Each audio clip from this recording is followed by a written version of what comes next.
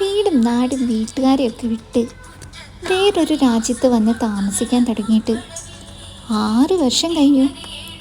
ഇവിടെ ആയതുകൊണ്ട് ഓണവും വിഷുവും ക്രിസ്മസും ഒക്കെ ആഘോഷിക്കാനുള്ള സമയവും സന്ദർഭവും ഒന്നും കിട്ടാറില്ലായിരുന്നു.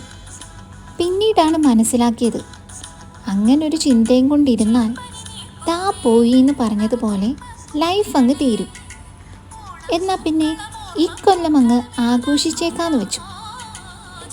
ഇവിടെ നിന്ന് കിട്ടിയ കുറച്ച് കുടുംബങ്ങളെല്ലാവരും കൂടി സദ്യ വയ്ക്കാൻ തീരുമാനിച്ചു. ഓണമായാൽ പിന്നെ ഇവിടുത്തെ സൂപ്പർ മാർക്കറ്റുകളെല്ലാം വർണ്ണശലഭമാകും.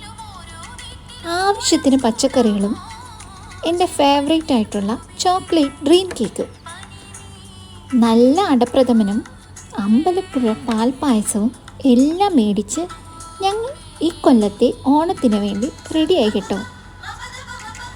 പല വർണ്ണങ്ങളിൽ അടുക്കി വെച്ചിരിക്കുന്ന പച്ചക്കറികളും കണ്ടാൽ നാവിൽ കൊതിയൂറുന്ന പഴങ്ങളും മൂക്കിൻ്റെ തുമ്പത്ത് കൂടി പാറി പറന്ന് കളിക്കുന്ന പായസത്തിൻ്റെ മണവും എല്ലാം കൂടി ആയപ്പോൾ പെട്ടെന്ന് തന്നെ സദ്യ കഴിക്കാൻ കൊതിയായി.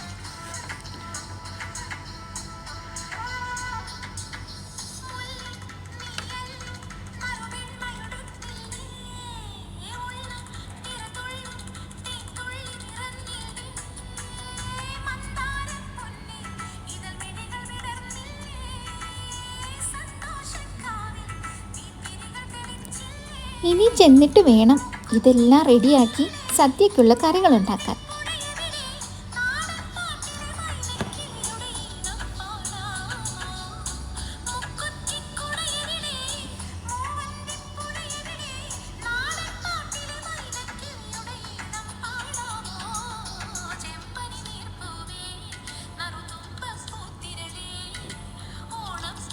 കൂടെ വന്നിരിക്കുന്ന അംഗരക്ഷകരുടെ നിർത്താതെയുള്ള തള്ളു കേട്ടിട്ടാവണം ട്രോളി വളരെ വേഗം തന്നെ പുറത്തെത്തി.